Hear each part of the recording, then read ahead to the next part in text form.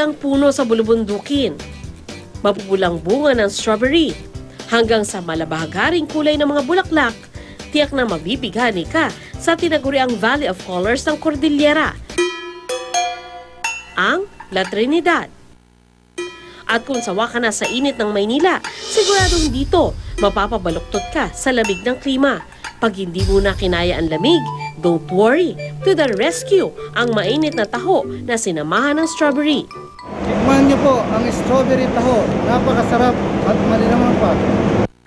Dati mang simple ko ituring ang paraan ng pamumuhay ng mga taga La Trinidad, hindi may kakailang nakisabay na rin ang mga taga rito sa agos ng panahon. La Trinidad nga kasi siya yung unang nakakita ng urbanization and development.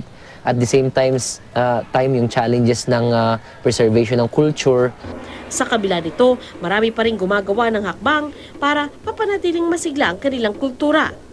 Kung pagkain ang pag-uusapan, bihira na lang matitikman ngayon ang minsan naging bahagi ng kanilang hapagkainan, ang etag. Etag ang tawag sa karneng pinausukan matapos ibilad sa araw ng pangmatagalan. At para muli itong maipatikim, nakaisip ng ibang paraan ang kainang ito kung paano ito bubuhayin at muling maipapakilala sa bagong henerasyon. Nariyan ang etag burger. Idagdag mo pa ang etag pasta at pinikpikang gawa sa etag.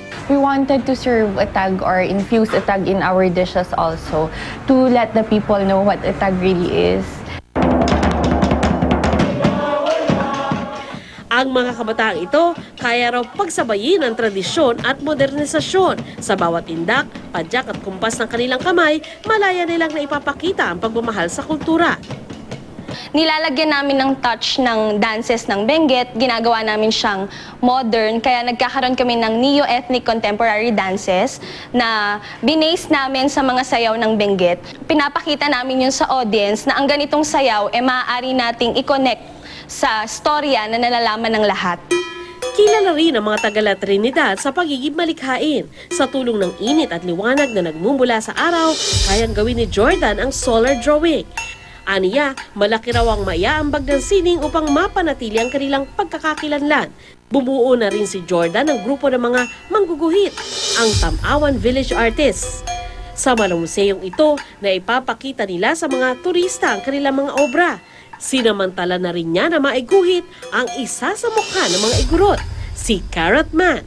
Ang inspiration ko sa pagiging artist ay ito nga ang pagiging igurot ko. So sa pamamagitan ng solar drawing ay pwede kong ipamalas ang natatangi nilang tradisyon at kultura, kagaya nga ng kanilang rituals. Pero kasabay ng paglubog ni Haring Araw ay ang paglubog din ng pagkakataong makalikha siya ng bagong obra. From solar drawing, pwede rin akong gumawa ng electric pyrography, acrylic paint, pen and ink, at saka mixed media. Yun na ang buhay ko eh. Dito na ako nabubuhay. Art is our way of life. Sadyang makulay man ang buhay, dumarating din sa puntong unti-unting nababalot ng dilim ang mga bagay. Ngunit anumang kulay ang nais nating ipinta sa ating paglalakbay, ito ay nakasalalay sa sarili nating mga kamay.